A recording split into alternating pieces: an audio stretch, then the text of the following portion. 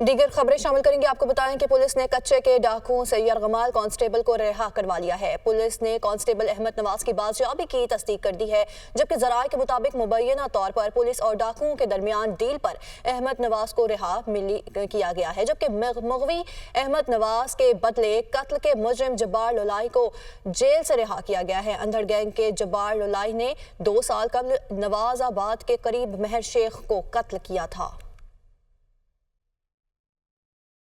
कच्चे की जमीनों का मालिक कौन, अब तक कितने ऑपरेशन हो चुके हैं, कच्चा ऑपरेशन पर अब तक कितनी रकम खर्च हो चुकी है, ऑपरेशन में अब तक कितने पुलिस अफसरान शहीद और जख्मी हो चुके हैं, कितने डाकू हलाक हो चुके हैं, जानते हैं मुदस्सिर हुसैन की इस रिपोर्ट में।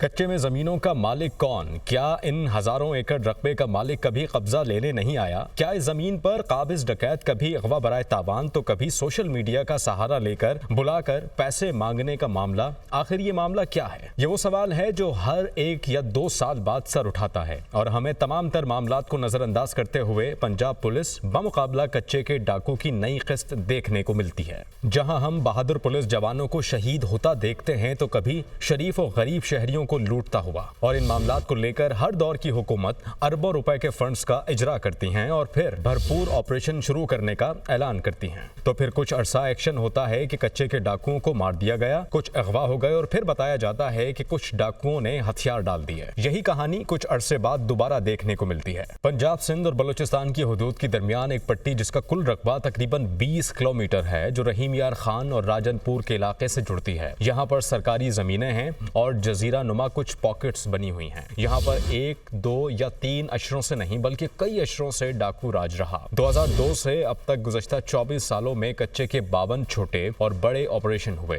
इन ऑपरेशन में 34 पुलिस एहलकार और अफसरान शहीद हुए और 34 जख्मी हुए। ऑपरेशन में 69 डाकू हलाक और 56 डाकू जख्मी हुए। कच्चे के ऑपरेशन में अब तक 11 अरब 53 करोड़ के अखराजात भी आ चुके हैं। सबसे पहला ऑपरेशन लिठानी गैंग के खिलाफ किया गया। डाकुओं की अब तक की कार्रवाई में ये सबसे बड़ी कार्रवाई है। इससे पहले 2016 में छोटू गैंग ने SHO समेत 22 अफराद को हिरासत में ले लिया था। छोटू गैंग ने सब इंस्पेक्टर गौरी समेत 7 अफराद को शहीद कर दिया था। बाकी अहलकारों को मुज़ाकरात के बाद रिहा करवाया गया था। छोटू गैंग ने हुकूमत से मुज़ाकरात के बाद गिरफ्तारी दी थी। कच्चे के इलाके में शर गैंग, कोश गैंग, लिठानी गैंग और लुंडा गैंग, इमरानी गैंग और दश्ती गैंग मुतहर्रिक हैं। पुलिस अहलकारों पर हालिया दहशतगर्दी भी शर गैंग और कोश गैंग ने की। IG पंजाब डॉक्टर उस्मान अनवर ने कहा कि शर पसंद अनासिर ने बुज़दिलाना कार्रवाई की है, इनको अब मंतकी अंजाम तक पहुंचाएंगे। 65 से ज़्यादा हमने डाकुओं को हलाक किया है, 100 से ज़्यादा ज़ख्मी किए हैं।